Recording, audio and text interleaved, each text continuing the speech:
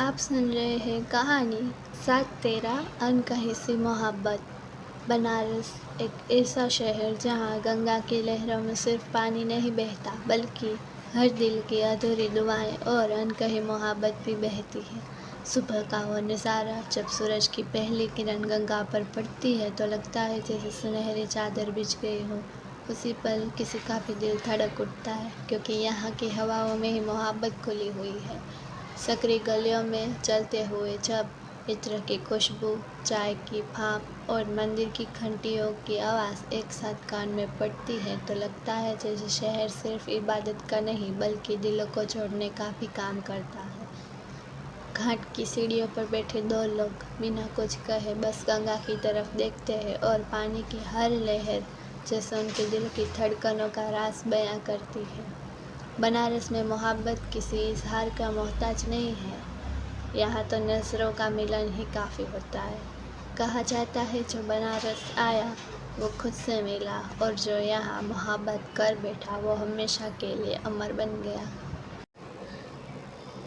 कभी कभी ज़िंदगी इंसान से वो सब कुछ छीन लेती है जिसके बिना जीना नामुमकिन सा हो जाता है, और ऐसी ही कहानी है हमारी प्रार्थना की। बनारस की गलियों में पड़ी बली प्रार्थना की दुनिया बहुत छोटी थी। बस उसकी माँ, और वो माँ ही उसका सहारा थी, उसकी मुस्कान थी और उसकी पूरी दुनिया थी। लेकिन किस्मत को कहाँ ये मंजूर था। एक सुबह जब सूरज की किरणें गंगा पर अपनी किरणें बिखेर रही थी, प्रार्थना की जिंदगी में उसकी माँ की रोशनी हमेशा के लिए बुझ गई थी। उसके बाद प्रार्थना का घर, जो कभी हंसी और प्यार से भरा हुआ था, अब वो खामोशियों का मकान बन चुका था। वो अकेली सिर्फ यादें और दर्द के सहारे जी रही थी। हर शाम घाट पर बैठकर वो गंगा की लहरों से बात करती, मानो अपनी माँ को पुकार रही हो, लेकिन लहरें जवाब नहीं देती, बस उसके आंसू अपने साथ बहा कर ले जाती। उसकी आंखों में सवाल था, क्या मुझे ही इतना अकेला कर दिया। उसकी ज़िंदगी अब टूटी हुई चूड़ियों की तरह बिखेरी पड़ी थी। प्रार्थना एक नाम, एक चेहरा, लेकिन अब सिर्फ तन्हाई का दूसरा नाम बन चुकी थी।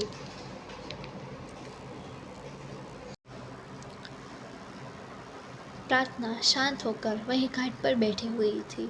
वो सोच रही थी कैसे एक पल में उसकी ज़िंदगी बदल गई। तभी उसके कंधे पर कोई हाथ रख देता है। प्रार्थना थोड़ी चौंक जाती है, फिर मुड़कर देखती है।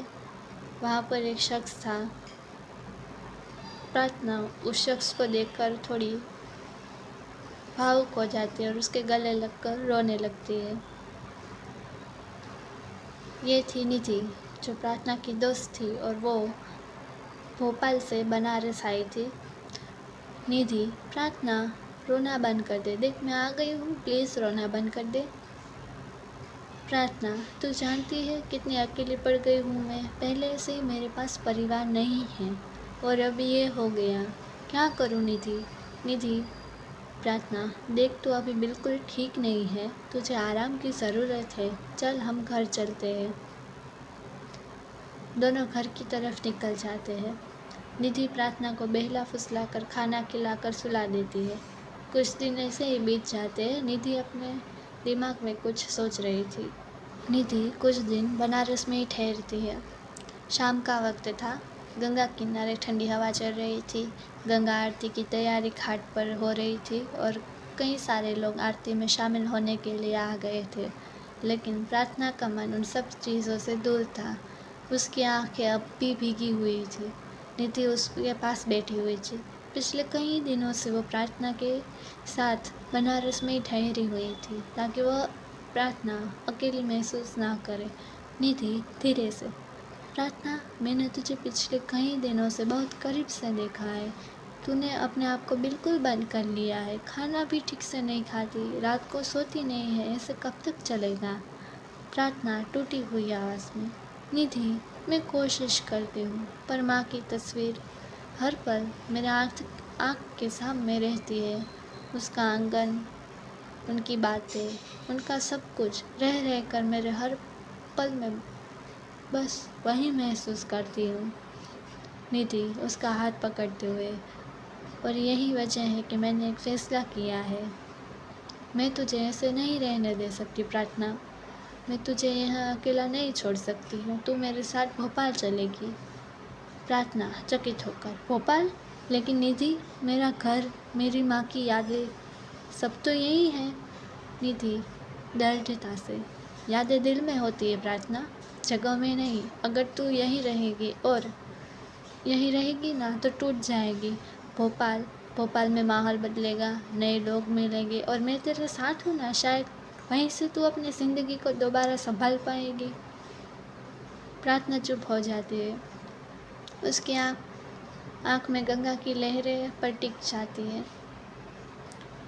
लहरें जैसे उसे संकेत दे रही थी कि अब बहाव के साथ आगे बढ़ने का समय आ गया है। प्रार्थना धीरे से, अगर तू सच में मेरे साथ है निधि, तो मैं चलने के लिए तैयार हूँ, क्योंकि अब मुझे अकेले रहना सच में मेरे लिए मुमकिन नहीं है। निधि उसका हाथ कसकर पकड़ लिया। दोनों की आंख में आंसू थे, लेकिन उस समय आंसू के बीच में कहीं ना कहीं एक नया सफ़र शुरू होने की हल्की सी उम्मीद भी दिख रही थी। घाट के पास रात का समय, आरती खत्म हो चुकी थी। घाट की सीढ़ियों पर हल्की सी रोशनी बनी हुई थी। प्रार्थना चुपचाप बैठी और निधि थोड़ी दूर खड़ी होकर फ़ोन पर बात कर रही थी। निधि कांपती हुई आवाज़ पर घर पर कॉल लगाती। निधि फ़ोन पर, हेलो मम्मी, मैं निधि बोल रही हूँ। माँ प्यार से, हाँ बेटा, कैसी हो? प्रार्थना कैसी है? निधि गंभीर आवाज़ में, मम्मी मैं आपसे एक ज़रूरी बात करना चाहती हूँ।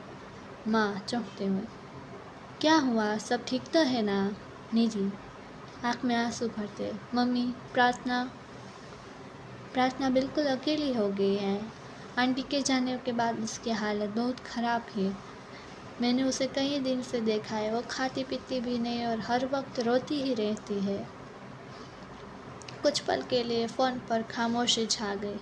माँ धीरे से, तू क्या सोच रही है बेटा?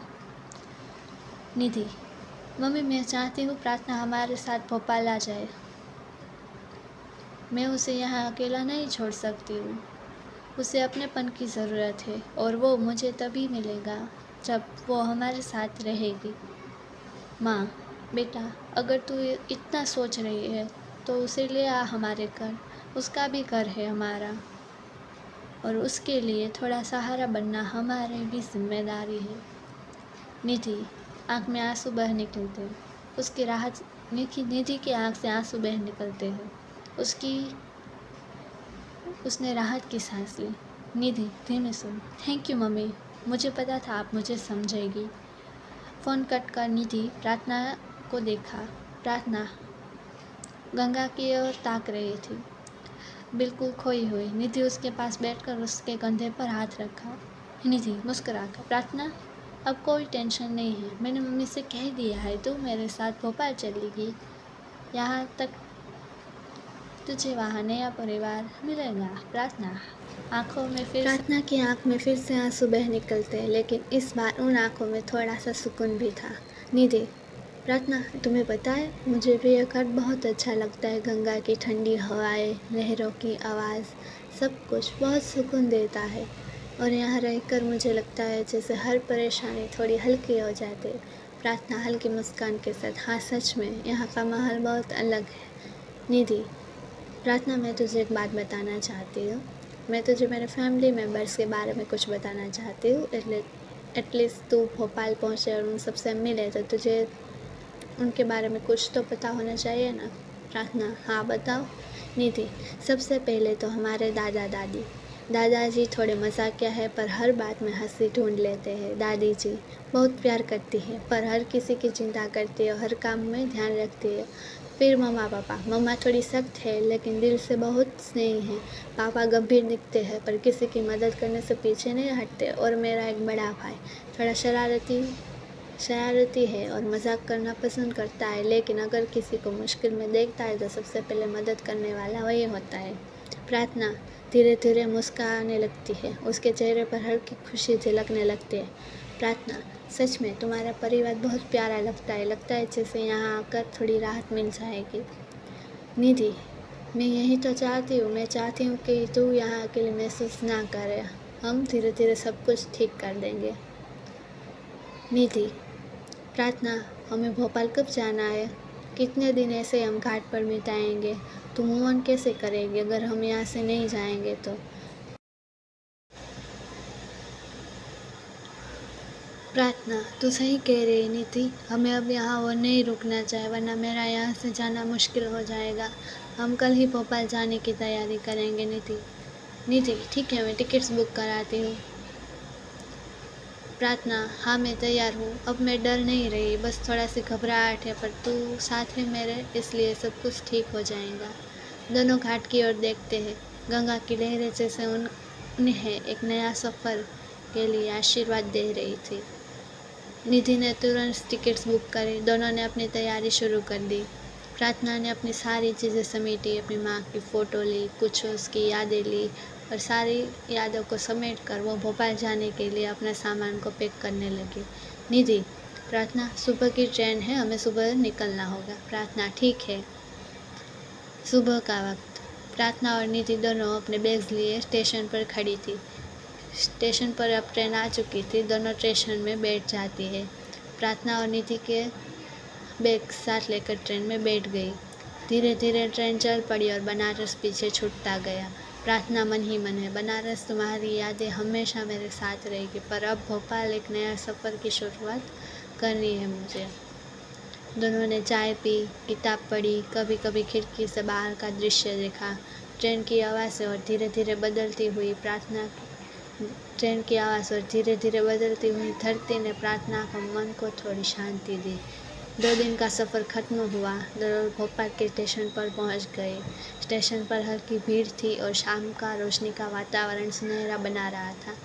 निधि के आंखों में उत्साह था। वह प्रार्थना की ओर देखकर बोले, प्रार्थना, स्वागत है भोपाल में, अब सब कुछ नया होगा। स्टेशन पर निधि का